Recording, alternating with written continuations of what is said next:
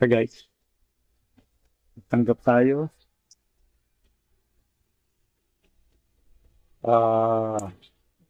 Ito yung player. Ito yung speaker.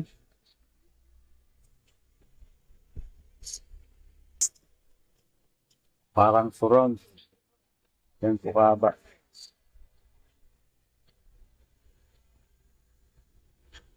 Yan yan. Full church. Ito yung speaker niya.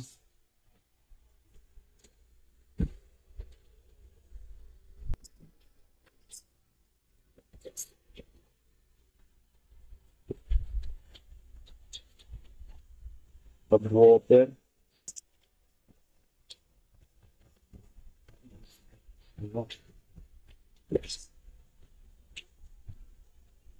Full church audio video technology. Communication corporation.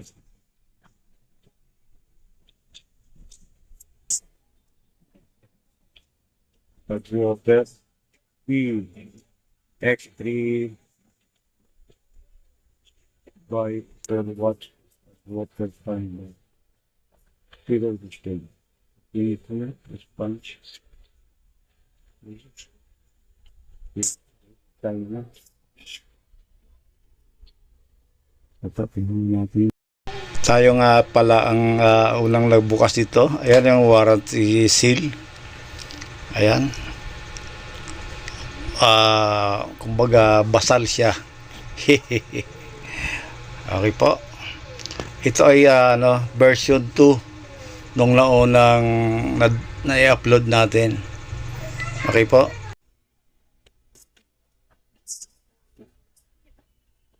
Optical, auxiliary, HDMI, soundbar speaker system. 4,500 PLPO. Mga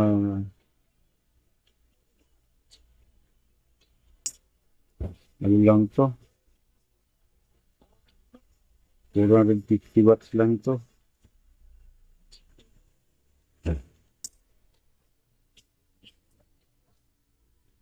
Yan.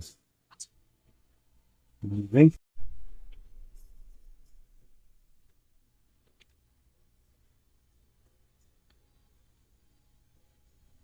Wala naman tayo nakitang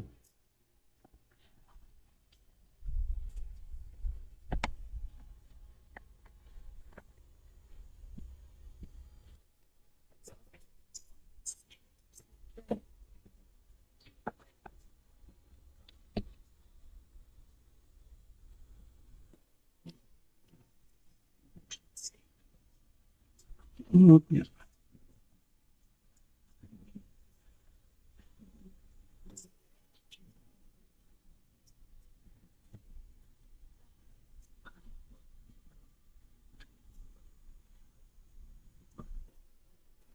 Good naman sa factor. Lolomobo.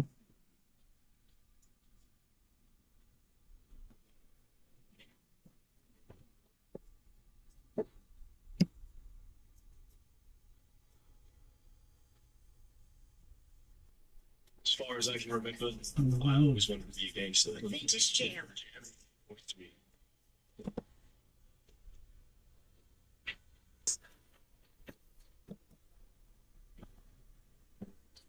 Inspection natin mabuti. Voltage check tayo. Dito tayo. Oh.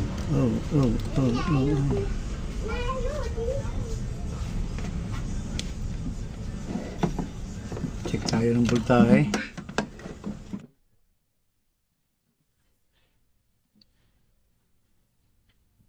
Ayan.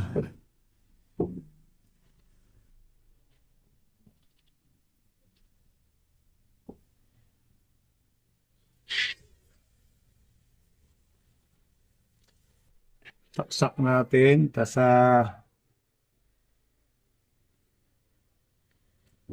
pa tayo ng 5 volts kung merong 5 volts.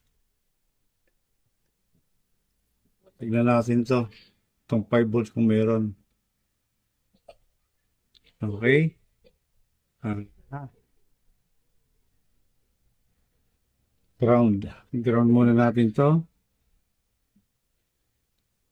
para okay, hawakan na lang natin. Saksak ko na muna, saksak.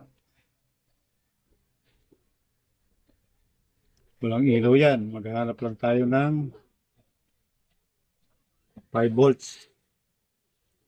5 volts DC.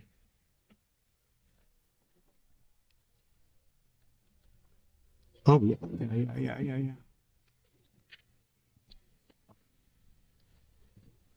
5 volts DC.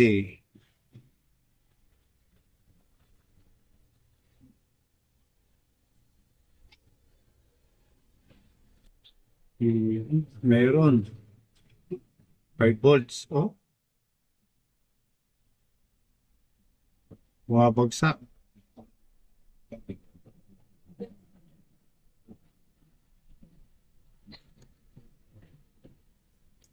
Bumabagsak siya.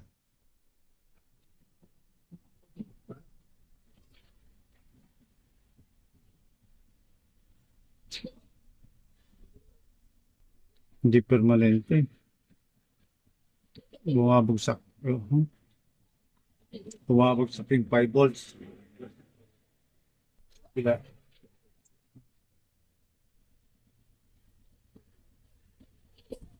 Bumabagsak din.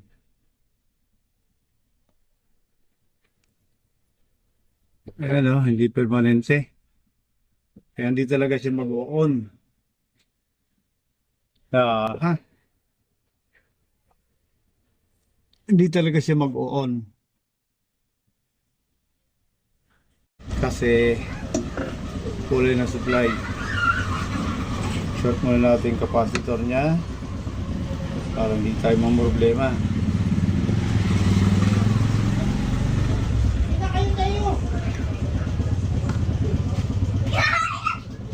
Hindi ko ikaw ano eh.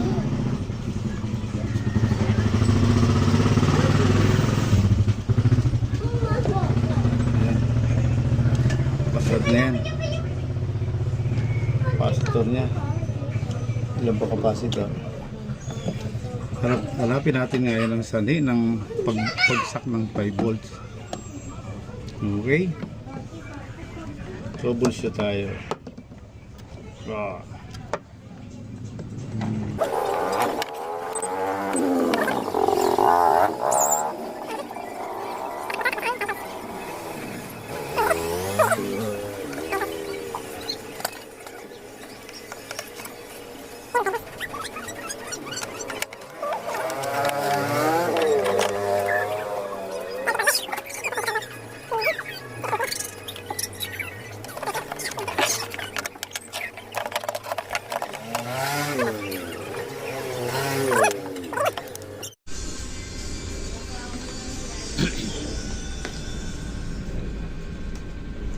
Ito po ang 5 volts ang B+, na 5 volts.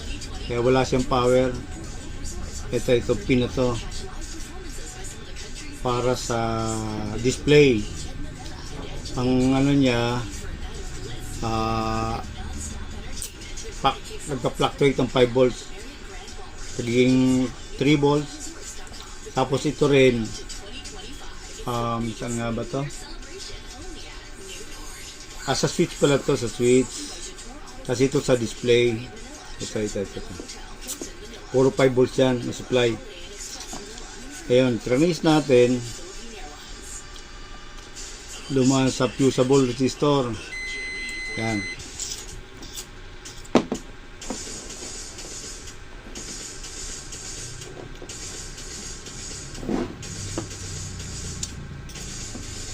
Dumaan po yan sa fusible resistor.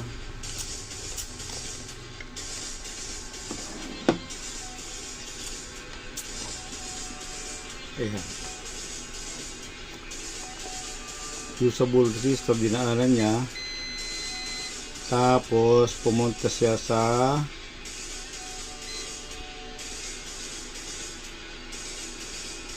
fusible resistor din to. Hopya. Wala. Ito. Tapos ito yung regulator niya. 622K na SMD transistor. At testerin natin ha.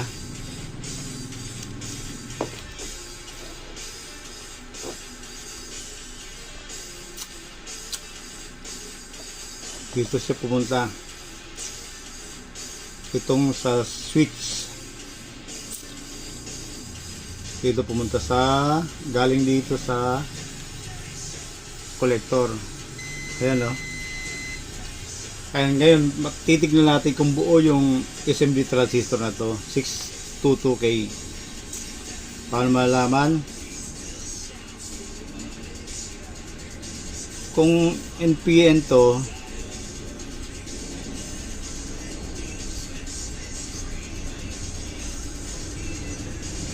ayan, OL.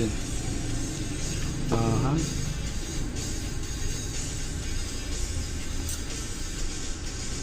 Aha. Doon tayo sa eto, kilo ohms, mega ohms, para masukat natin yan. Ang positive probes natin ay nasa base ito sa kaliwa, base.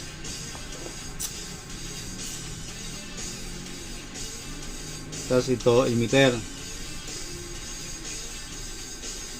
Yan, kumbaga NPN yan. Kailangan pag nalano natin, wala siyang reading.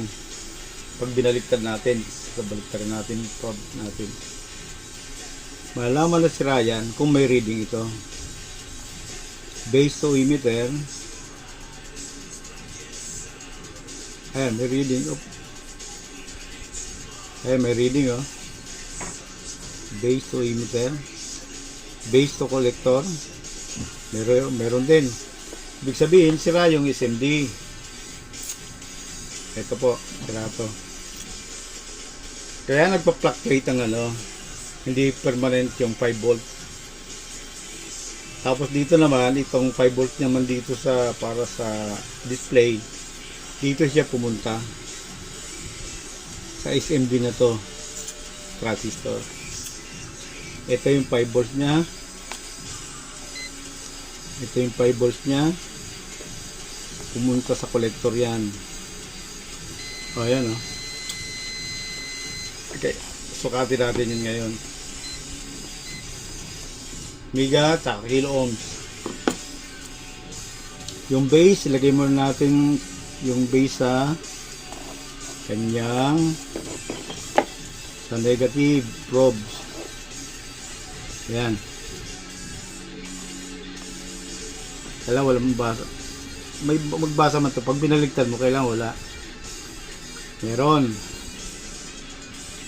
As base collector.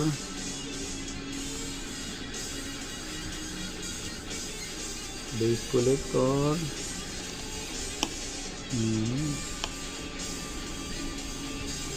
Ay, may basa oh. May reading. Baliktarin natin. Kailangan hindi siya pumalo. Kailangan wala siyang reading. O yung base nilagay natin ng probe na positive. Ay, may reading pa rin. Oh, ha? Yan. Ibig sabihin, wala na to, busted na to. May leak na to. Kaya intermittent yung supply niya. Ito tsaka ito. B7 to tsaka Y ito yung ito 622K 622 ba? Oo, 622. Ito, palitan natin yan. Okay naman yung capacitor niya na dinaanan. Okay naman capacitor niya na dinaanan. Ito, capacitor na dinaanan yan. Ito, dito dumaan capacitor tsaka fusible resistor. Ito. Ito naman dito sa fusible saka capacitor. Okay naman yung capacitor niya. Testing natin yun. Palitan natin to.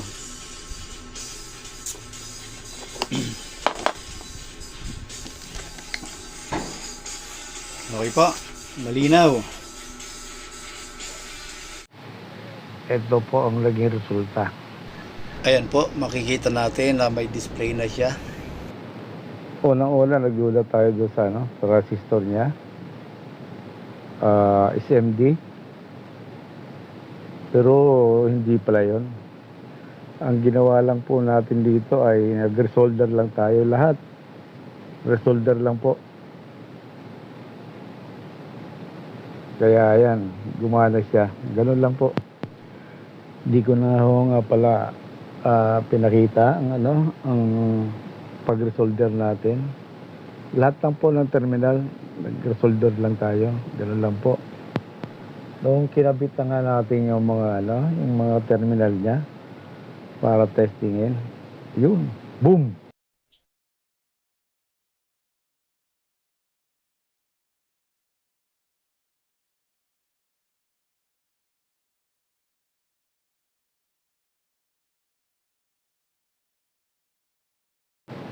Ah, 100% okay na to. Pasensya na po, pasensya at ito'y nakamute. Naka-copyright yung una nating upload. Ito ay edited version part 2. Okay po. Ayan po siya. Gumagana na. Saka Bluetooth yan. Kompleto ng pictures niyan. Yung meron siyang movie, meron siyang input na ay napapalakas na rin. Pwedeng mag-input ka ng sounds o kaya ng movie. Kompleto na siya. Salamat po.